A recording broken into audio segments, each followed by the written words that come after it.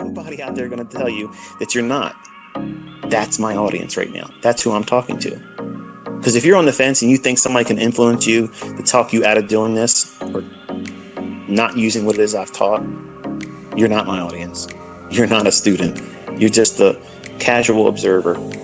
And you're never going to make it in any trading whatsoever because you're too influenced by other people. Someone that has been in my study, in my mentorship, in my teachings and lectures for at least 3 months.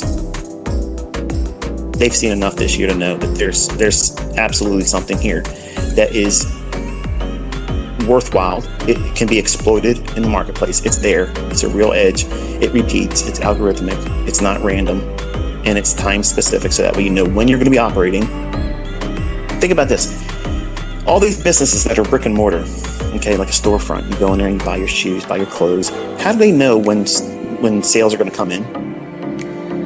They have sales reports and trends where certain times of the day, on certain days of the week, this is where we have a rush of customers usually. But there's no real guarantee that that's going to happen. You don't know if there's going to be customers coming into your business. In this business, I laid out for you. I give you a business plan. Every single day, you're looking at the market between 8:30 and 11. That's your storefront hours. There's your business hours, okay? It's not a full day, and you're looking for something to happen.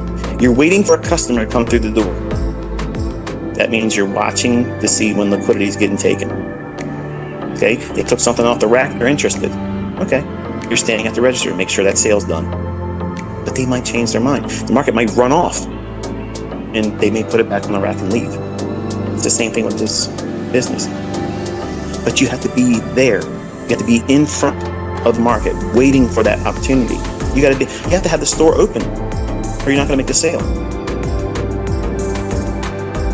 Every other business out there, they have all this overhead, all these costs, all these requirements for employees. You're the boss, you're the employee, you have operating hours. It's very easy, 8:30 to 11, boom, done. If a customer doesn't walk through the door, that means the setup doesn't come in, guess what? You didn't have to work hard for that day. You just had to be there. You had to have the doors open, the lights on. And that's sometimes what trading's like. Just because your ass sits down in front of your computer doesn't mean you're going to trade. The market doesn't owe you that. This is bullshit. I've been sitting here. It better give me an FVG. It better give me a fair value. It better. Somebody's ass is in a sling if it don't give me an FVG. It's funny reading some of you guys. Your expectations and entitlements ridiculous. It's funny, entertaining as shit, but it's unrealistic. It's crazy. But that's what trading's like sometimes. You could be ready to do it, and I'm not ready to do it. And you got to be okay with that. And no, guess what? Your model ain't broken. Your threshold, your 5 handles, is not too much.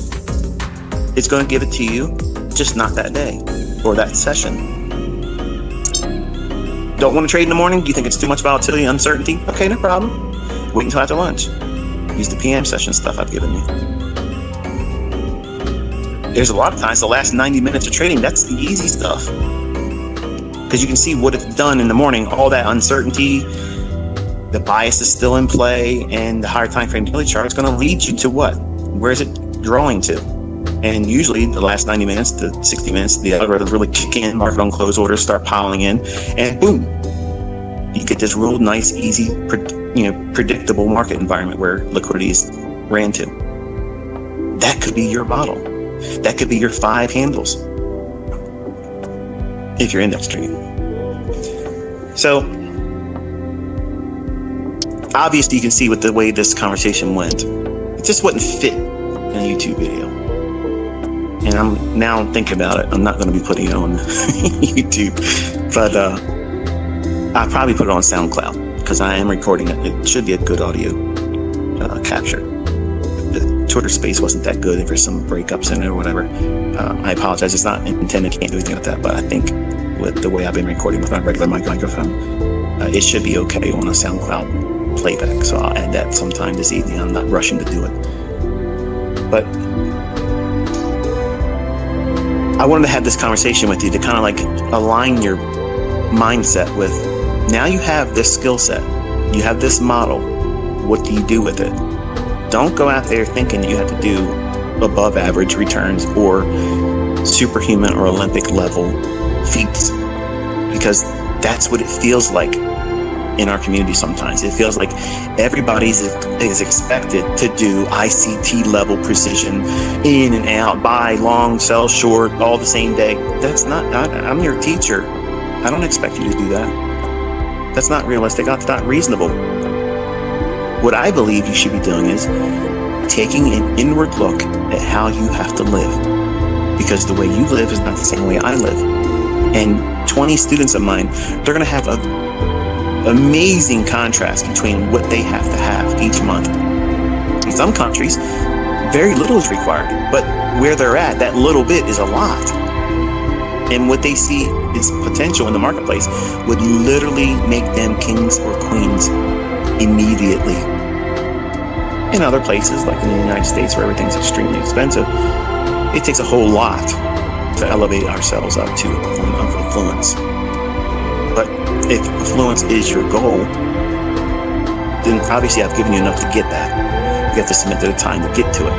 But having these unrealistic expectations and high, lofty profit objectives that you have to do every single day, every single week, come on. Nobody told you had to do that. I didn't tell you had to do that. So I'm taking you back to square one. The same way I started on baby pips.